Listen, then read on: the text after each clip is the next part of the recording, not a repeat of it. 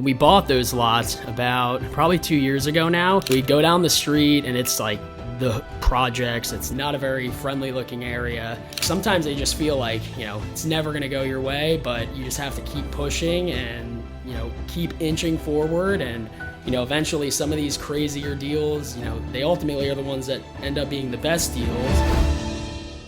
What's going on, guys? So this looks like a little bit different of a setup as to what you're originally used to with the property tours and everything, but this is the new podcast studio that I've been working on building out here at my house. So we're going to be doing a lot more podcast style content, have some people on eventually, maybe do some interviews, kind of bring in another angle of the channel outside of just the property tours to have more of, speaking about deals, stories about deals, having folks on that have, built their own businesses, even if they're not real estate related, to just really get more valuable content that can come out to you guys and, for the viewers to really have, motivational lifestyle, just so everyone watching can be the best version of themselves that they could possibly be. And that was really one of the main missions outside of real estate when I started this channel, is just following, not just my journey along from the beginning, but whatever you guys are working on as well, to, have something you can watch. And,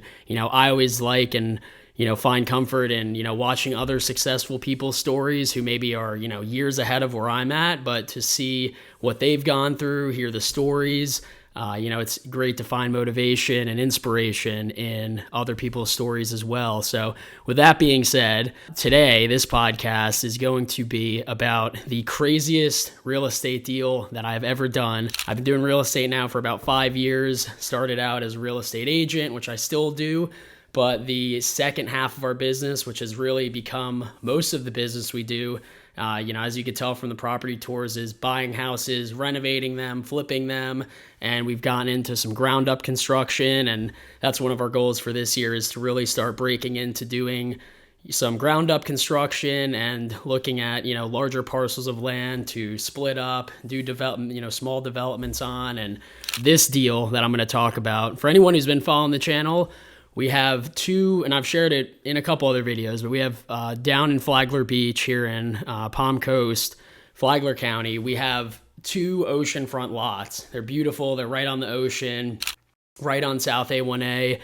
And when we bought those lots about probably 2 years ago now, they used to have just one house that would stretch across both of the lots. And it was, all the Flagler Beach locals and everyone, kind of knew it as just like the old little pink beach house that over the years, just started to become more dilapidated, decrepit. And I would see it all the time when I would drive, up and down A1A. And I always wondered, like, does anyone ever live there? Like, what's the story with that house? I wonder if they'd want to sell it or, whatever the situation was. And one day, about, 2.5 years ago, I went out and I was meeting with one of our investors at another property in Flagler Beach around the corner. And when we went and met with him, we were looking at another property that we were looking at potentially buying and renovating. And when we left, I was driving out to leave Flagler Beach. And when I came up A1A, once again, I drive by this little pink house and I'm looking at it as I always do. And I see this note in the window.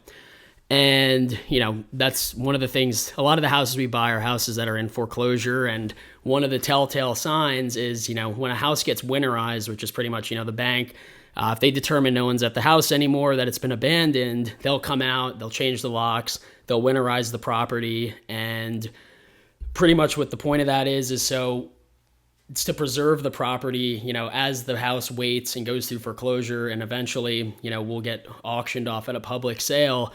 They'll winterize these properties so that squatters and people can't come in and, mess the property up even more than it already is. So I pull over, I hop out, we walk up to the door, and sure enough, it's a note from the bank. It's in the window. There's a lockbox on the door. So I'm like, my mind starts firing off in different directions. I'm like, this thing's in foreclosure. Like, this is like the best deal we've ever come across. Like, it doesn't matter like what the situation is. Like, we got to get this deal. Like, just like super excited, adrenaline's going crazy. So I call up our investor who lives around the corner and I'm like, yo, you got to come up here, like turn around, like you got to come see this house. Like it's in foreclosure. We don't know anything else about it other than that. So he comes back, he pulls up, And we're standing there and like, we're already talking. We don't even own the house. We know nothing about it other than it's in foreclosure. We're already talking about like, we're going to like, it's a block home. We're going to gut it. We're going to chop the roof off. We're going to put another 2 floors on it. We're going to do all these crazy things. And the property, it had littoral rights, which means the piece of property across the road, which is right on the ocean, on the beach, belongs to that property. So you could have a, beach walk over, have your own private beach walk. So we're standing there, we're talking about it. And after about 20 minutes, we come to the consensus of, okay, we're going to, leave. I'm going to look into this, see what we can, come across, try to reach the owners and, see what's going on here. So our investor leaves, and before we left, we figured, let's go talk to one of the neighbors. So we knock on the neighbor's door, a neighbor comes out. Neighbors love to talk. They love the neighborhood gossip. So we get the whole spiel on the house, and, they're like, it was 2 elderly people. The wife passed away, about 1.5 years ago. And the husband, when the wife died, kind of became like a hermit, and he like never came out of the house, like not even to take the trash out. So we're like, well, that's unfortunate to hear that. And the husband actually passed away like 2 weeks before we came to the house, before that day. And she was like, yeah, no one saw him. They did a wellness check, and, unfortunately the gentleman had passed away. So I'm like, well, that's, doesn't really leave us in that good of a spot as far as like, who to reach out to now. So I go home and I'm looking on, trying to find anything about this guy, and there's nothing. He doesn't have a Facebook, doesn't have, like a John Doe almost. And I'm like, well, this sucks, like, kind of at a dead end here. So the neighbors, we went back again and we spoke to the neighbors again, and we were like, I can't find anything on this guy. And, we really want to try to do something because, maybe there's a family member out there, who's not aware of this, who, would potentially be the heir to this estate, and we could work with them to make something happen. And the family was telling us how, somehow, or the neighbors were telling us somehow that his wife had passed away before, and for some reason they knew like the funeral home that, serviced his wife and ultimately him as well. So we ended up going to the funeral home. So I go to the funeral home and I'm, go in there and I'm speaking with the funeral director, and I'm like, hey, this is like super, super weird, but like, here's my name, here's what I do. And, we were told that, maybe come speak to you to see if you have any info about, any family for these 2 people that, that passed away. And he's like, we haven't been able to reach any family. We've been trying to, like the police have been trying to reach out to see if there's family, to let them know that, not even about the house, just let them know that, this guy passed away. And he's like, we've kind of given up, like, pretty much, at this point, it's the county, because there's no next of kin that's been identified. The county steps in and they assign someone to kind of handle the case and do some more diligence to try to find out what's going on. So he gives me that lady's name, and I'm like, okay, well, I'll go speak to her. So now we speak to the funeral director, or we speak to the neighbors, we speak to the funeral director, and now we're going to the county to speak to this, social worker, health worker lady that supposedly is, still trying to find and locate this guy's family to see what's going on. And I go speak with her, give her the same spiel. Hey, this is who I am. I, spoke to this person, that person. They told me to come talk to you. We're just, we'd really like to try to see if there's any family that we could see, what are their plans with this property? And she's like the same thing. She's like, I can't get a hold of anyone. We're going to keep trying, but ultimately, if we can't, then it's eventually just gonna, we move on, and, it just is what it is. And it's unfortunate because, you have these 2 people who have passed, and like, there's no one, to be there for, their remains and, everything like that. And so we're sitting there, and she, told us that, and she's like, hey, if you guys can dig into it and find anything, I'd be curious what you can come across. So I'm like, well, we're kind of at another dead end. So I go home that night, and I'm just like obsessing over like, this house is like, it's prime, it's oceanfront. Like, this would be a huge deal for like our business, for our jump, like a jump to the next level. And, ultimately there's probably some money in this deal for whoever that family or next of kin person out there is. If we can get a hold of them, maybe we can work out a deal. So I'm going over it that night. I'm looking online. I'm trying to find, see if I can locate this guy or his wife, and still nothing. So I'm looking on White Pages, True People Search, like any skip tracing platform you could imagine. And there's literally nothing coming back. So I'm like, you know what? Like, my last shot is Ancestry.com. So I go on Ancestry and I make a little account. I go on there and I literally started a family tree for this guy so I could try to find like who can I call? And I type his name in and I was able to find, it was like late 40s, early 50s census, which is pretty much the government's way of, they do a census and it's a way for them to gauge, the population and different metrics like that. So I find the census, and on the census is this guy's household at the time, the gentleman who owned the house in Flagler Beach. And at the time, he was like, 8 or 9 years old, and it has his household. So it has his mom, his dad, him, and it has one brother. So I'm like, okay, like we're getting somewhere. Here's this guy's brother. Because since they didn't have any kids, the next of kin would either be his parents, which are obviously deceased, and then it would be his brother. And if his brother is deceased, then it would be his niece or his nieces or nephews. I get the brother's name, so I type his name in to see if I can find anything about him. Sure enough, an obituary comes up for the brother up in Connecticut. So I go and I see the obituary, and sure enough on there it says, Mr. So-and-so, passed away. It was like 2 years prior, and he's survived by one son. So I'm like, okay, so if this guy's alive, like this is the next of kin for this estate based on what we know. So we go and I'm looking up this guy's son, and for, example, I'm not going to use his real name because his story gets a lot crazier. And so we'll call him John. So I find the guy, so I look up John, and John has nothing either. I'm like, are these people like, secret spies? Like this family, I've never like had this happen where it's been so hard to come across information. So John has nothing that comes back. All the numbers I call, they're dead. They're not active. All I have is an address in Hartford, Connecticut. So I'm like, okay, I'm thinking, I'm like, should I send him something in the mail? Like, no, because like that's not guaranteed. What if someone else gets to him before me? So I'm looking at it, I'm thinking about it, and I'm from New York originally. I'm from Westchester, which is like just north of the city. And I'm looking at a map and I'm like, like my grandparents, haven't seen them in a while. Like maybe I'll make this like a trip. I'll go see my grandparents, and then they're about an hour from Hartford. So I'll go just drive to Hartford and I'll just try to knock on this guy's door and see, what the deal is. So I get a buddy of mine who was working with us at the time. We get a plane ticket up to New York. We go see my grandparents, and we drive out to go to Hartford to try to find this guy. So we set out. It's like probably 3:00 in the afternoon.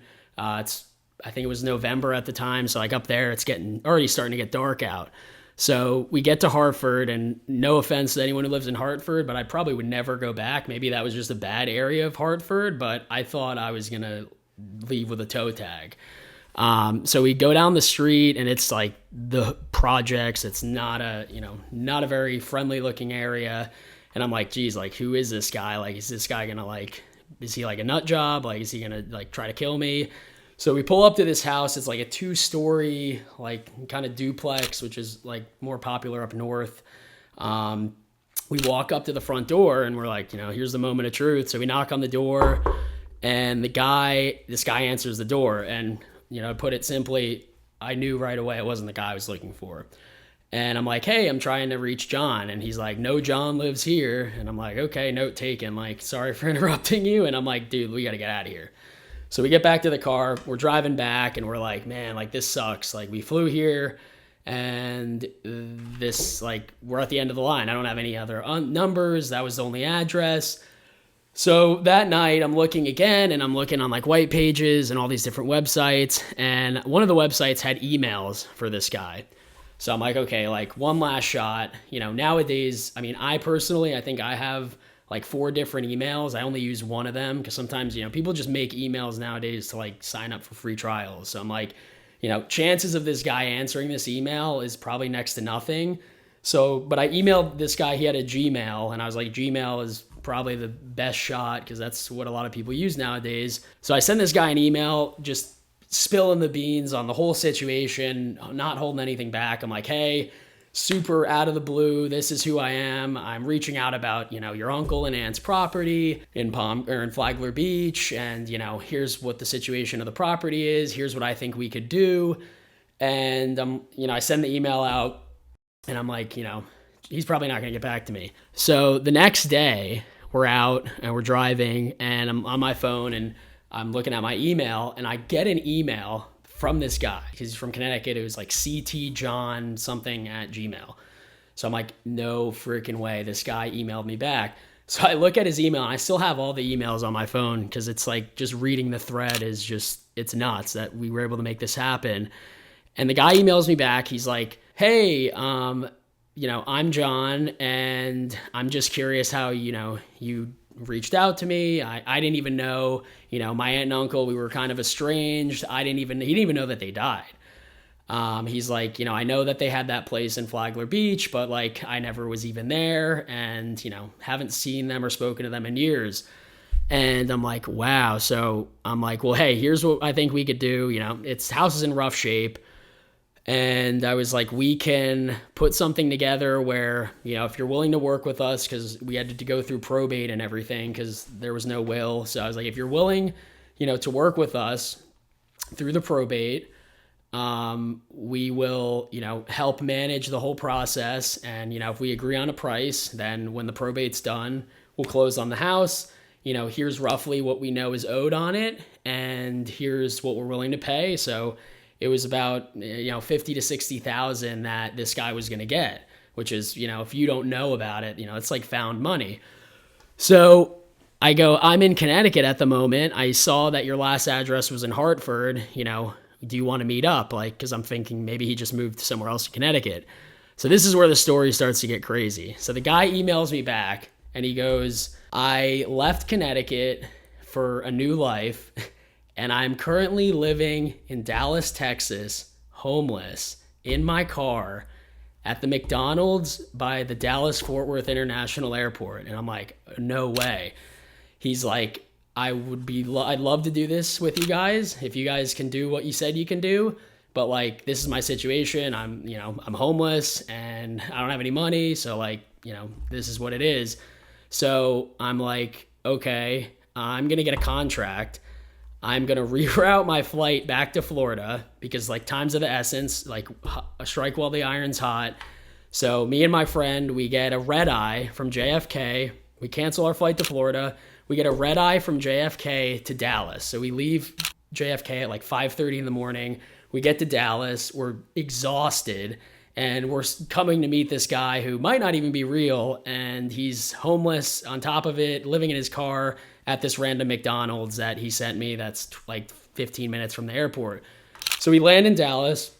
We get an Uber. We got all our bags with us. And like the Uber pulls up and she thinks she's like taking to us, to like a hotel or something. And I'm like, yeah, just drop us at this McDonald's. Here's the address. She's like, oh, okay. So we pull up to the McDonald's, and in the meantime, I had gotten a contract put together, all the paperwork that we needed. So when I met him, we could sign this and get everything going. And we get to the McDonald's, we go inside, we sit down, and we're like, this is the moment of truth. Like, I think half of me thinks this guy's pulling my leg. Like, who does this? The guy texts me and he's like, okay, I'm coming in. So I'm like, oh shit, like here comes the guy, like drum roll. And I look out the window, and this door of this like black, 2012 Hyundai Sonata opens, and this guy gets out, probably 55, 60-year-old guy gets out, and here he comes. He's got a manila envelope and a hat on, comes walking in, and I'm like, hey, are you John? He's like, yep, I'm John. He's like, are you Liam? I'm like, yep. And I was like, hey, come have a seat. And I'm like, holy crap, like this guy's real. And he has a manila envelope with like all his important information, his social, his passport, license, all that stuff. So I'm like, not to be weird, but like, let me see your license so I can make sure that like you're like John that I'm, supposed to meet. Pulls out his license, everything checks out. And then we just start talking, about, he's telling us about, I ran out of money in Connecticut, so I came here and now I don't have any money still. So like, life is not looking good, and, I'm living in my car. They said they're going to kick me out of the parking lot because I'm bumming off their Wi-Fi. And I'm like, well, hopefully we can get this, if we can get this done quick, this guy's who's homeless is looking at, 50 to 60 grand. So he's like tail wagging happy. We sit down, we're talking, and we're like, so here's how it's going to work. We signed the contract. So now we got the contract in place, all the, specific terms on how it's going to happen. And I'm like, so here's what's going to happen. I'm going to fly back to Florida. We're going to get this to the title company. We're going to get with the attorney. Attorney's going to get all the paperwork put together. I'm just going to have a good email, which is the one that, I reached out to him originally on. And, you just have to promise me that, you'll be in touch with us, because once we get the probate started, you just have to be, you got to participate in that to a certain degree, so the attorney can move it as quick as possible to get this done. We can close, and then you can get your money. So he's like, okay, here's my cell phone number, which I didn't have up until we met. And so we leave, go back to the airport. We hop on a flight back to Florida, contract in hand. And now we get everything over to the probate attorney. He gets everything going. Fast forward 3 months, we book a flight back to Dallas, because this guy, to close, he's not going to be able, he doesn't have a house still. And he doesn't have anywhere, he can't get to Florida to close. So we're like, what we'll do is I'll fly back to Dallas for a day. We'll have a mobile notary come to the hotel that we're staying at, and we'll sign all the documents there. So we fly back to Dallas, and we get to the hotel in the morning, and I text him that we landed at 8 o'clock, and the notary was set up for 12 at noon. So I text hey, can you come and, I'll pay for you to get an Uber or a Lyft. We'll get you over to the hotel. Closing's going to happen. So I get him an Uber. He comes to the hotel. The hotels have their little, office areas that are shared if you're traveling and need to print stuff, use a computer real quick. So notary comes in, we meet him, everyone's there, we sign the deal, it's done, we buy the house, he gets the money, and we fly back to Florida the next day. And it was just, we got the house. We've since then knocked it down. We pre-sold one of the lots, new construction. We still have the remaining lot that we're planning to build on. But just the whole story was nuts. And the point of this story really is that, throughout the 5 years I've been doing real estate, some of the craziest deals come from people that you would never think you would ever do a deal with, or it would even ever work.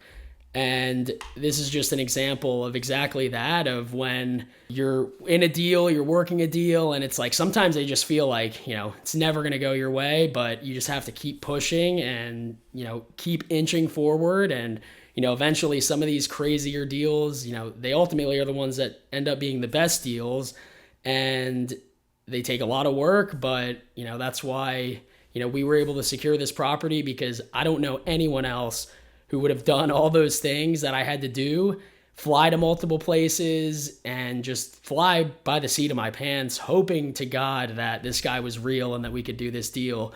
So that is the story of the 2 oceanfront houses we're building, how we acquired them, all of the hoops that we had to jump through to get there.